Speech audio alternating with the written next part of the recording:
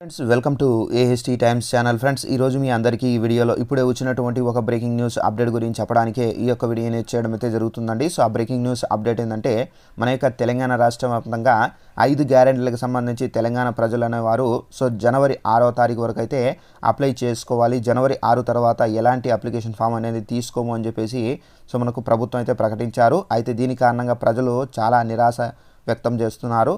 ఎందుకంటే జనవరి 6 వరకు తక్కువ టైం కాబట్టి మేము ఎలా అప్లై చేసుకోవాలని చెప్పేసి దీన్ని గుర్తించిన తెలంగాణ ప్రభుత్వము వీళ్ళకి సంబంధించి గడువు అనేది పెంచారండి. అయితే ఎప్పటి వరకు పెంచారు ఏంటి దానికి సంబంధించిన పూర్తి వివరాలు తెలియజేస్తాను.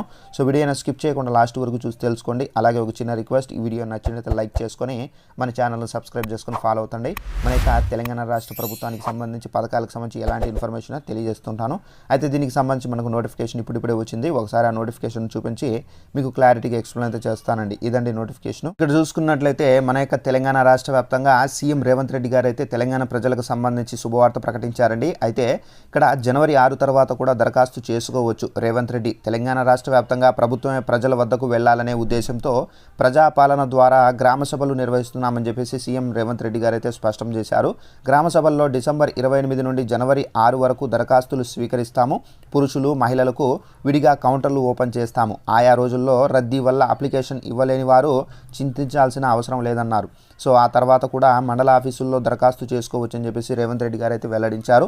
ఫ్రెండ్స్ చూశారు కదా, మన యొక్క తెలంగాణ రాష్ట్ర వ్యాప్తంగా ప్రజలు చాలామంది ఏంటంటే తక్కువ టైం ఉంది, మేము ఎలా అప్లై చేసుకోవాలి, ప్రజలు ఎక్కువ వస్తున్నారు కాబట్టి మాకు అప్లై చేసుకోవడానికి కావడం లేదని చెప్పేసి ఎవరైతే ఆవేదన వ్యక్తం చేస్తున్నారో అలాంటి వాళ్ళందరికీ సంబంధించి సీఎం రేవంత్ రెడ్డి గారు శుభవార్త చెప్పారు.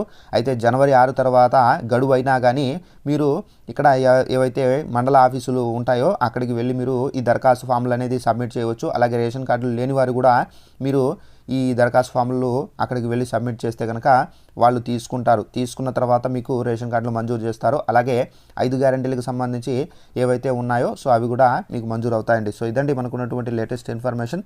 ఇలాంటి అప్డేట్స్ విత్ ప్రూఫ్తో మన వీడియో అనేది చేయడం అయితే జరుగుతుంది కాబట్టి తప్పనిసరిగా తెలంగాణ ప్రజలు తప్పనిసరిగా సబ్స్క్రైబ్ చేసుకుని ఫాలో అవుతండి.